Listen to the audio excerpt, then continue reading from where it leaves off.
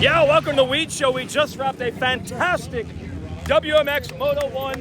Charli Cannon staying on the wheel of Lala Turner the whole way, and then a last lap pass. They passed each other back and forth 2 times. Classic Unadilla action. Our show is brought to you by the Honda CRF250R and CRF450R. That is what Cannon is racing, a 250. Gosh, it was so fun to watch this battle.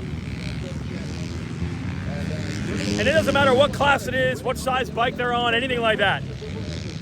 That's what it's all about. You got 2 athletes giving it everything they have to beat each other. And they were 2 riders going all out. It was so fun to watch. They'll be back for a second moto.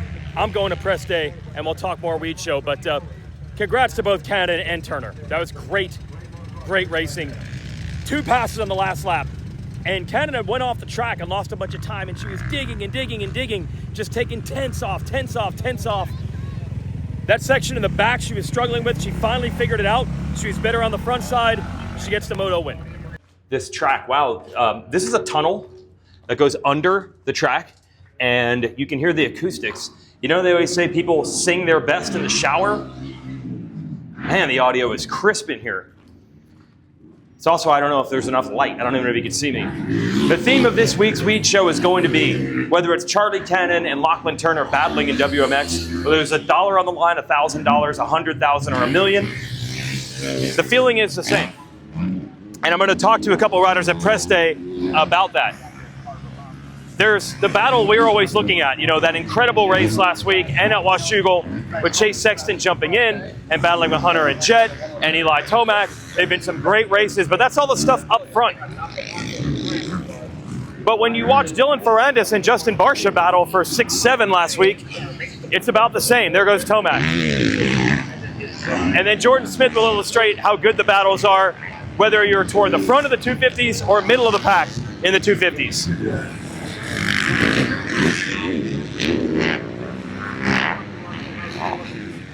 And it's one of the things I love about the Nationals so much, and it's really only the thing you can truly appreciate in person. I know, people are going to criticize us on the TV show for not showing the battles. And every week I get someone saying, what the heck, man, why aren't you showing the leader? And then another guy says, what the heck, man, why are you not showing that battle for 5th? We have 2 boxes on the screen now, and that still isn't satisfying people's appetite. This would be like a basketball game that has 40 different balls being bounced at the same time. In other words, the only way you're really going to be able to see all of it and appreciate all of it is to be here. What up, Mitch? Because you can watch at a national the battle for 18th, and it is gnarly, or the battle for 8th. Often, as you'll hear, it's even better than the battle for the lead.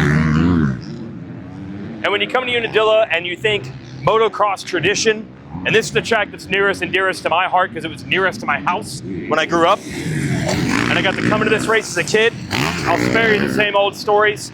Bottom line is I came to Unadilla a lot, and I watched it on TV a lot because it was one of the few races that was on TV back in the day. Anyway, that's the tradition of motocross. There's what you see and what you can't see. There's sections of the track you won't see. There's battles that you won't see. You got to be here to truly experience it. Landon Gibson making his pro debut after winning the 2nd moto of the SMX Combine last week.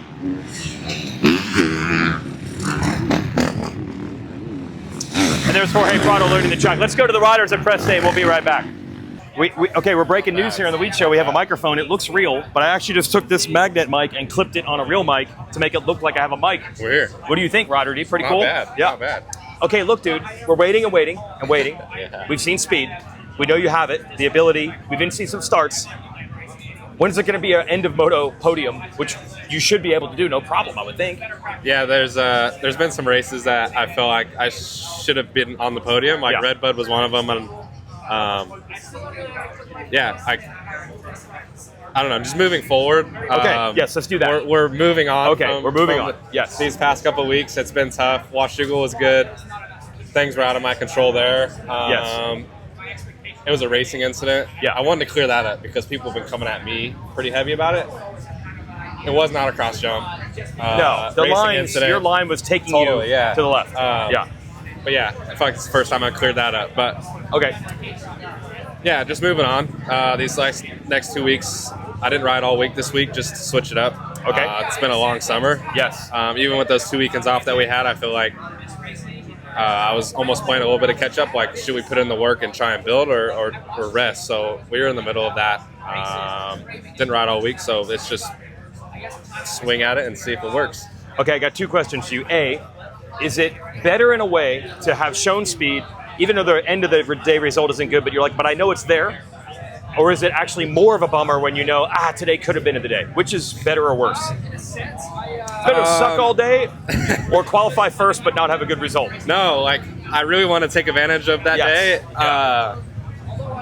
But it was a step in the right direction, so I was okay with it. Yeah. But all the qualifying has been good. I'm not even just talking red button. It's been better. It's been great. Yeah. But yeah, I think I'm just more bummed because I know I have the speed, and then I get into these motos, and it's either a bad start or a tip over or coming together with somebody, and I'm just like, it's kind of snowballed throughout the whole season, and I'm just like, when am I going to catch this break that I feel like I need? But there is confidence in some of the riding.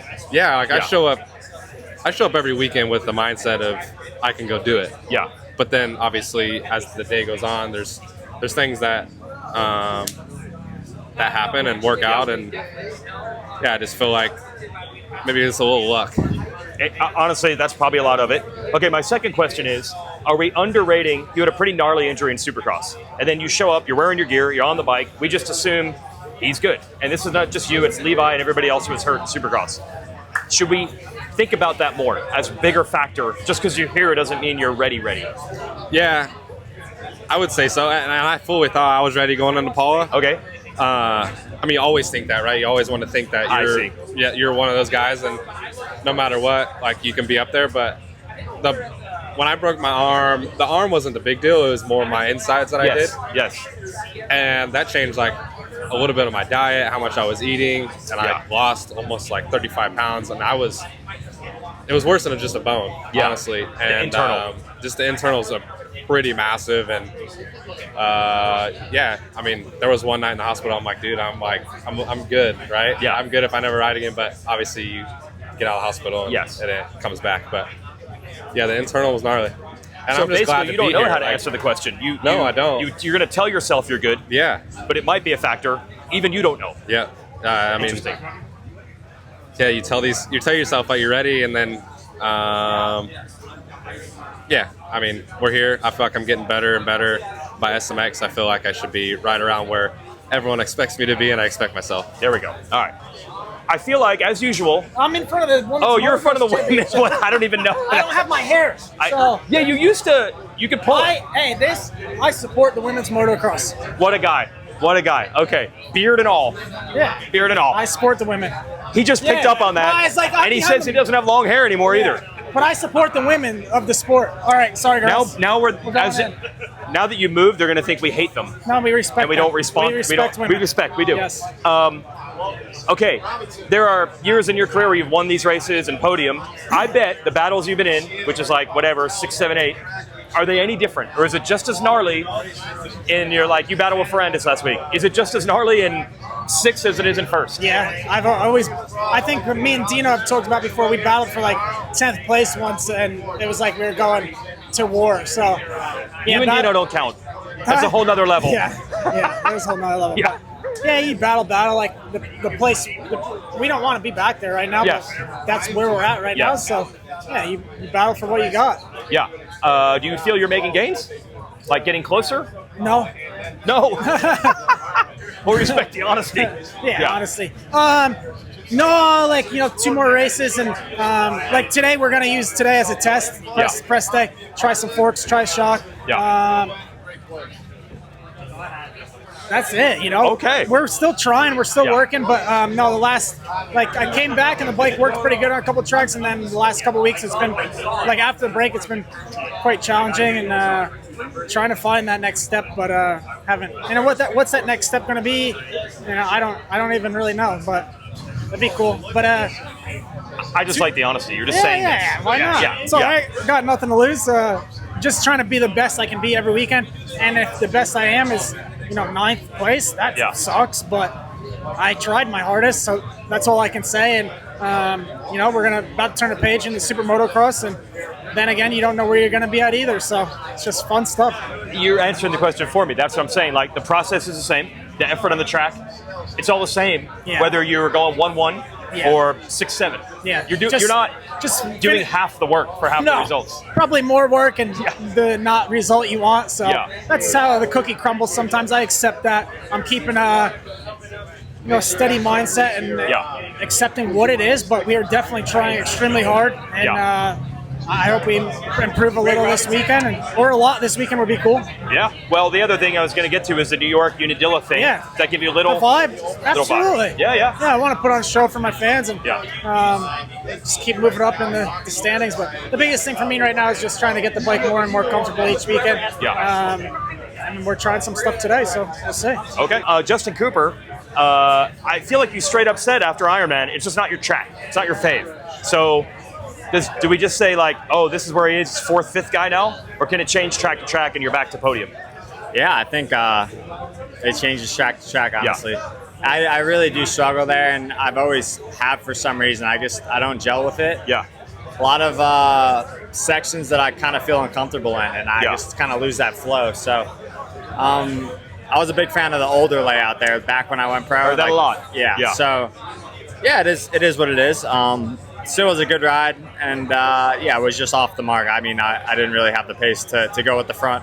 I tried in the first moto, and I definitely hit a wall real quick trying to go that speed. So at least I tried, and this weekend's a new weekend. This track's it's kind of haunted me in a way. I feel like I should have won a lot of races here, but either one moto I win, and then the other moto I'm down. So. We'll see what we can do this year. Usually get good starts here, so hopefully we can get off the gate and give it a run at the front. At Washougal, there was quite a bit of talk. You took over the SMX lead. Yeah. You're one of the few that's raced all the races. Season was starting to feel long at that point. Has the break helped you a little bit that we had? Yeah, it did. I tried to actually take vacations and get away from it as much as I could. So it was a long break and a short break at the same time. Explain that. Yeah, it's so basically, like, you go on vacation. It actually feels pretty long. Yeah. And then I remember going to last weekend. It felt like it was a while since Washougal. It felt like race to race was a really long time. Yeah. Being at the races on the bike. Now it feels like after one race, it was already brutal, hot, all that stuff. Yeah. It feels like we're right back into it. So it was cool at Ironman, but we feel like we're back in the swing of things, and it is nice that we have 2 more rounds and then we get back into this playoff thing. So it's weird, man. It's been a long year, and we're almost done with it now, but this 31 rounds is definitely no joke, and to stay healthy on top of that all is a whole nother thing. So how much of that is just some people get lucky and some people don't, or is there some conscious decision you think, even subconsciously maybe you made, to stay healthy here and there, or is it just racing luck? Yeah, it's tough. I think it's a little bit of both. Yeah. No one can prevent, a big crash. I mean, it could happen at any time to anyone. So can't say it's not all luck, but there's definitely points where I think your limit, and you can definitely ride over your limit and put yourself at that risk. But it's a fine line. I don't really know the correct answer there, but it's the sport's brutal, and it takes a lot of people out quick. You look like the master of it right now. I do look like the master. But you're just going. It could all change. Okay. So I'm not going to say that. Yeah, let's not say that. You've been in some teammate battles. I feel like your team is like running information. I said it's almost like watching Tour de France where you're drafting each other. Yeah, last week especially. I was trying to pass Jalik, and then someone's trying to pass me, and next thing I know, it's Mikkel passing me. I'm like, dude, we're just doing a whole teammate swap here. But it was. It's been good. We've been getting a lot better starts and stuff. So battling with your teammates in the top 10 especially, and especially if you're in the top 5 is a lot better than battling with your teammates in 17th, which I did a couple times at the beginning of the season. Well, I just talked to Barcia about that. It's no different. What you're doing in 17th or 7th, you're doing the exact same thing. Exact same thing. Yeah, it's like you just got a good start in one and you didn't, or you went down in the first turn in the other one. I mean, you can literally ride the same moto in the 250 class and finish 4th or 14th, and it just depends on the start.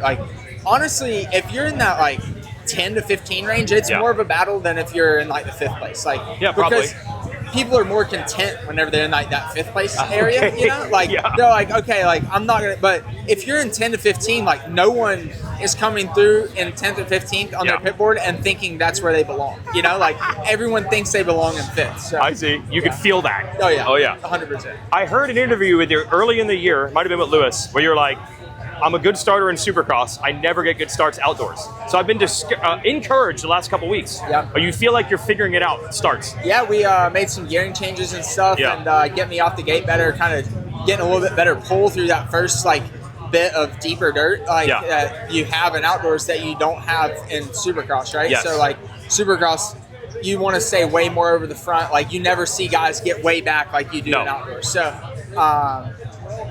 with me being a little bit of a heavier rider, just getting that like momentum going into that deeper dirt is really important. So we changed some gearing stuff, and I mean even like last year, like I was getting bad starts, but I'm on the fastest bike, right? But like my bike was like lugging coming out of the gate, and I'm like, I had a perfect start. I remember last year at Millville, like a perfect clutch release. My legs stayed tight. I stayed over the front, and I still got a bad start. Like I just came out bad. Yeah. And I'm like, I can't do anything different. Like that was the best start I could get, you know. Yeah. And so I was kind of dealing with the same things at the beginning of the year this year, and we made some gearing changes, and it seemed to be a lot better. So. Wow. People would think you guys found 3 horsepower. Yeah. It's not even that. Yeah, it's just gearing. Yeah, we did find a little bit more power, but not to do like what we kind of, mainly gearing, I think. Yeah. Wow. Last thing, next year, I know you're with the team. Do you know what class you're going to be in for sure, or are you still thinking about this? Yeah, we're still thinking about it. So 450, I think for sure at some point during the year. Okay. Whether it's outdoors or Supercross, not really sure yet. Yeah. So still talking about it, and hopefully soon we'll be able to, we'll decide and be able to announce that. When you see your buddy RJ doing well, does that pump you up a little bit? Yeah, I mean, he's riding really good. It's good to see. I think he's also a bigger guy a bit. Like whenever we're not that big, right? Like all the time people come up and they're like, wait, you're way smaller than I thought you were. Like whenever they see us in on person, TV, and then they come up and see us in person. But relative to some of these guys in the 250 class, I mean, you got guys that are like 145 pounds and on really fast bikes, and they till the track so deep and water them so much. Like that's a huge advantage, whenever I weigh 170 and so I think that with how hard we have to ride that, I mean, you see it for years with RJ as well, like how hard he has to ride a 250. Yeah. And if something just slightly goes wrong, it's a crash or a big mistake, where you have a little bit more like wiggle room in the 450 class because you have that power. So whenever that opportunity comes, I'm looking forward to it for sure. I bet. Jorge Prado, I haven't interviewed you on press day all year. I feel like you've been getting hammered with questions. I'm just trying to be nice, just trying to stay away. But last week, that was true encouragement, true progress, it seemed like. Yeah, so last weekend we made some progress. Yeah. And that's it. I think we are going in the right direction. This week we kept with doing some testing, and hopefully it translates this weekend for better racing. So even different than what you had last Saturday, there's been more stuff this week? Yeah. So more stuff this week. We try to improve, obviously. Yeah. Changing the setup on Saturday made the bike feel in a certain way, and I think this week, we tried to get better and find a better tuning, let's say, for that setup, and that's what we did. Okay. Now look, how many people have told you, oh, Euros, Unadilla, it's a Euro track? I'm sure you've heard this a time or two. Yeah, I've heard that. I've heard that. So I'm excited to go out there and check the track out. Hopefully we feel good and ready for tomorrow. Does it help when you have press day and you get to ride Friday? Have you noticed a difference in weeks you don't? I mean, it's a big advantage for me. Yes. Because I don't know any of these tracks. Yes. Tracks over 2 minutes. Yes. And the thing is, here in the US, the first practice is already time practice. Go. So all of these guys that I'm racing with, they know the tracks.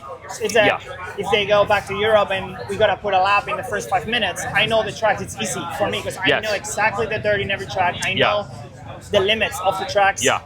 For me, if I don't have press day, I know nothing. Yeah, and your lap time counts immediately. And many times, we get our best laps in the first practice. So for me, being not from here, not racing these tracks forever, then it helps to the press day, obviously. But one thing I'll give you credit for, you haven't used that as a crutch or excuse much like, hey man, what do you want me to do? I don't know the tracks. You've said, no, you can do it. You can do it even not knowing the track that well. You should be capable of winning anyway. Yeah. I feel like you haven't made that excuse. No, that's not an excuse. That's I can win even if I never race here. Yes. Like Southwick, you were really fast in the first session, and that was the first time you ever rode it? Or was it press day? Were you a press day? I did press day. We did half of the track. So that helped. Or half of it. Yes. Yeah, half. The other thing is, in general, your schedule in Europe, you just get a lot more time before the qualifying even matters. Yeah. Is even that an adjustment? Not just learning the track, but the idea of like, oh man, the second lap I'm on this track, I gotta go. Is even that an adjustment? I mean, it's different because if you don't know the track, you obviously need more time to learn it and Yes. to search for those limits, right? Yes. For me, if I would go, let's say, back to MXGP and it becomes one-day format like here, for me, it's That'd be fine. 10 Okay. minutes. I don't Yes. need 10 minutes because Yes. I know the tracks, right? Right. So, yeah, it's difficult because all the tracks are new. That's the thing. Yes. It's not the one-day format. It's if you race here 5 years in a row, you'd be fine. Yeah, I would be fine. No problem. Okay. Do you kind of prefer the one day in some ways? I prefer the one day. Yes, that's I what I've think always it's a good heard. format. Yeah. Okay, I just wanted to wait until after second WMX Moto so I could update that. Yeah, Lala Turner put it to everybody. I think Cannon made a mistake there and allowed the gap to get even bigger. Oh, just a fan back here. Said he's been waiting for years to get on the Weege show. Just a big fan. Huge fan. Yep. Huge fan. If Huge fan. if you got a Sharpie, I'll hook you up. If you got a phone, maybe. Pen. You got a pen. I got a pen. Mm-hmm. Anyway, that's it for that. And let's. I'm gonna deface your shirt. Oh, wait, hold on. Let me see which one it is. Yeah, it might be too good. I wouldn't do that. I wouldn't do that too. This was not planned. I had a theme I was talking about on this show, and you can illustrate this. I'm talking to all these dudes like Barcia. I'm like, when you're battling for sixth, is it any different than when you're battling for a win 5 years ago? He's like, not really. You're riding just as hard. And Jordan Smith is like, you can start 4th or 14th, and you're battling. In the lead, there's a little more strategy back and forth. But they're like, when you're in that pack, it's actually harder. It is. You've experienced that. It's actually way harder. It's way easier. And that's one thing, like, kids, they don't know. Yes. It's actually way easier up front. You get less tired battling for this. Even though technically your lap time is faster. But you're not dealing with all this. You're not dealing with all that. It never ends in the back. You always No. got somebody coming. Nope. Yeah, nobody ever rides fully hard unless you're in the back of the pack. Because then you got somebody else coming, so it's way harder in the back. Look at what we learned from the man. All right, I'll give you that autograph. Thanks, everybody.